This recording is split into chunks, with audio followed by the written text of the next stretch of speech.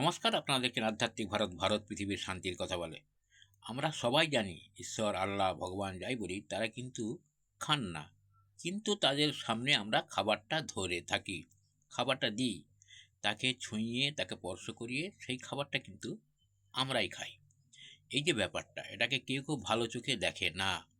কিন্তু সব সময় এই মনে বিশ্বাসটা আমাদের থাকে যে তাকে দিয়ে খাওয়ার পরে আমাদের একটা মনে মনে তৃপ্তি অনুভব হয় যে আমরা ঈশ্বরকে জল খাইয়ে, আল্লাহকে খাইয়ে তারপরে আমরা খেয়েছি।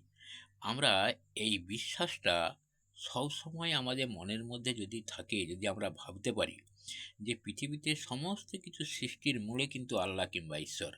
তো এই খাবারটা, এই যে খাবারটা আমি খাবো, আমার ক্ষুধা বৃত্তি নিবারণ হবে, সেই খাবারটাও কিন্তু ঈশ্বর কিংবা আল্লাহ সৃষ্টি করেছে। অতএব সেই উদ্দেশ্যে তারই সৃষ্টি খাবার, তাকে আগে নিবেদন করে তারপরে আমরা সেই খাবারটা গ্রহণ করি। এটা একটা বিশ্বাস এবং ঈশ্বর বা আল্লাহর প্রতি একটা বিরাট সম্মান জানানোর প্রতীক। কিন্তু অনেকে বলে যে এটা ঠিক না। ধন্যবাদ।